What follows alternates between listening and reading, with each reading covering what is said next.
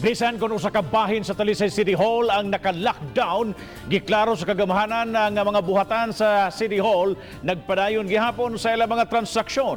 Adunay live report si Fimari Dumabok. Fem!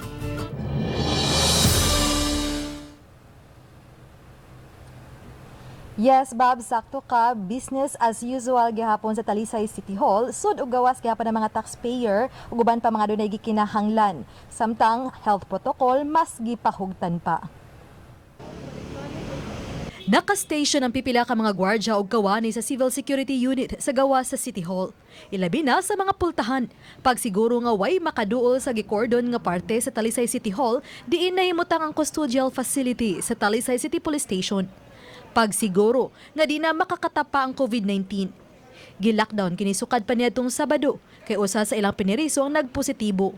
Naadyo na ma'am na 24 hours na sa gigordyan sa Blue Guard nga wala jud makaduol diha. Protocol bali sa COVID atong gikuan, ato lang gisegregate ang muso diha, especially diha ang mga taxpayer is ari diri. Na diri sa pikas pod ang mga employees.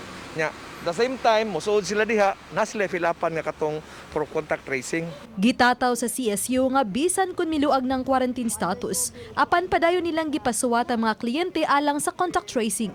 Gikinahanglan usab gyud nga moagi sa walk-through temperature scanner, mapa-taxpayer o kawani sa City Hall.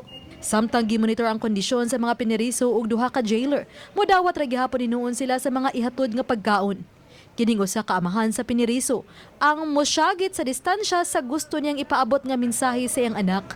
Sunod lang ta sa protocol nila. Asa may pamaagi amin sa inyo, sir? Kan aton mig kan makaon sa mong piniriso. Paagi lang sa gwardiya. Oh, amo lay pagis gwardiya. Mulong tadang lockdown sa sunod semana.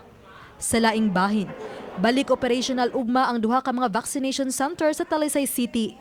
Mato ni Dr. Lino Alanzado, Talisay City Health Officer, nga karong hapon, madawat nila ang 5,550 ka mga doses sa bakuna, nga mamahimong ma-administer hangtod pa Lunes sa sunod semana.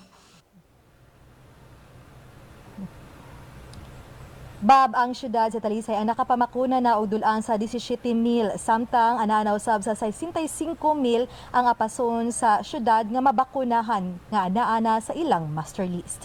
Bob? Dahil salamat, Fimari Dumabok sa imong live report.